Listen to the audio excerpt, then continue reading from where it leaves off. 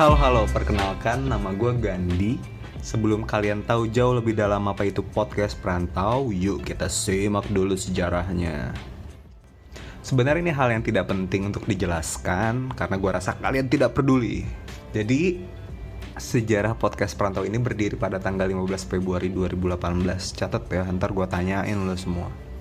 Gue dulu ditemanin oleh sahabat-sahabat gue yang merantau duluan ke Jakarta. Sebelum gue datang ke Jakarta, itu ada Aswin dan Ayub sebagai host dan gue sebagai host juga. Gimana sih? Semuanya lo host lah. Aswin, Ayub, gue sebagai hostnya podcast perantau pada saat itu. Jadi dulu tujuannya tuh nggak muluk. Itu sebagai tempat kita sharing bertiga untuk menceritakan culture shock yang kita alamin pada saat itu. Ya bayangin aja lo, kita kan di daerah yang pelosok gitu ya. Tiba-tiba ke Jakarta, ya kita cerita gitu gimana misal pengalaman-pengalaman apa yang udah kita alamin gitu. Nah, kenapa jadi ada itu karena kita sebelum merantau itu kita mempunyai habit, yaitu sering bercerita secara bergiliran. Misalnya Aswin bercerita tentang masalah keluarganya, gue cerita tentang masalah percintaan gue, ya bercerita tentang karirnya. Dari situ tuh gue sadar kayaknya yang butuh cerita atau nggak butuh didengarkan itu nggak cuma kita bertiga doang, namun perantau secara keseluruhan. Dan gue rasa orang itu perlu didengar juga pada saat itu, nggak cuma kita bertiga. Perantau ini kan banyak ya, ada notabene di Indonesia. Jadi ada yang kemana-mana lah, ada yang dari daerah, kalau nggak dari ibu kota ke daerahnya banyak gitu. Dan itu cikal bakalnya podcast perantau.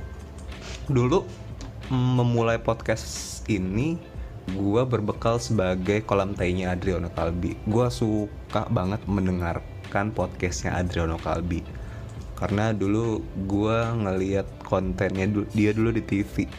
Itu sosial eksperimen, itu keren banget sih menurut gue, dan dia ngebawainnya tuh pas gitu.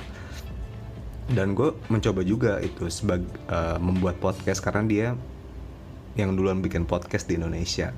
Proses kan, gue bikin SoundCloud dulu, cuma agregatornya cuma SoundCloud doang yang gue tahu.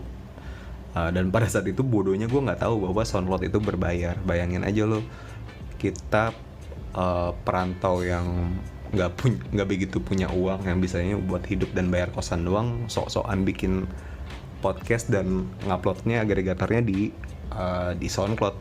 Kan SoundCloud berbayar ya, durasinya kalau nggak salah cuma 4 jam, dan kita dulu ngomongnya tuh sejam, satu episode tuh 1 jam ya, sampai sekarang sih sebenarnya 1 jam. Dan itu kita kehabisan limit gitu, jadi kehabisan limit.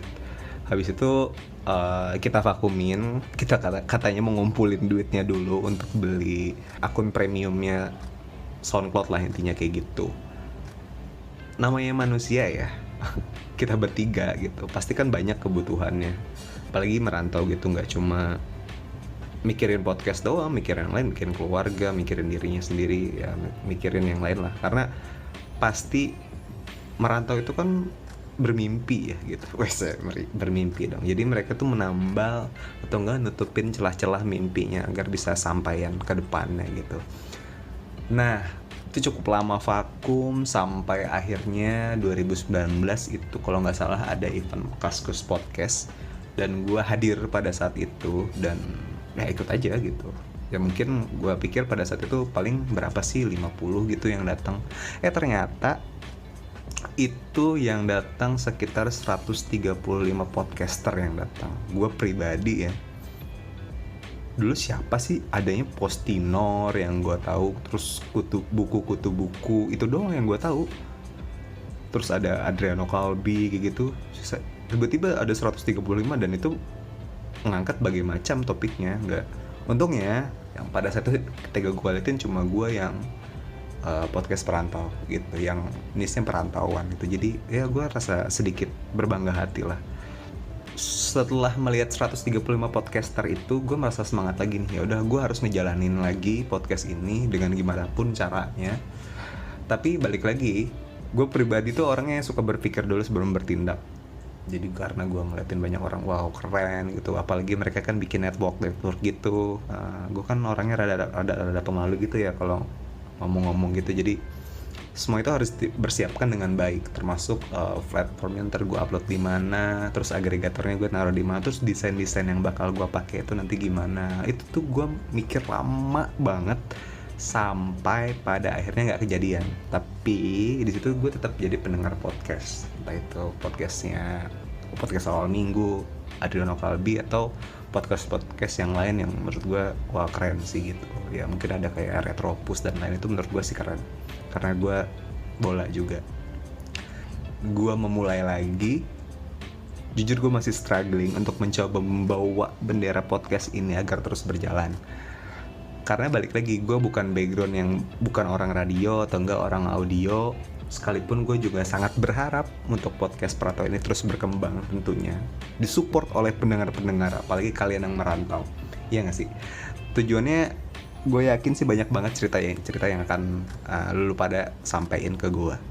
Maka dari itu kan gue nulis di bio, kalau lu lihat sendiri itu ada romansa perantau pijisan, yang menurut gue itu berarti podcast Perantau ini adalah cerita-cerita yang tidak begitu penting bagi halayak umum, namun penting bagi kalian perantau-perantau, khususnya yang di luar sana.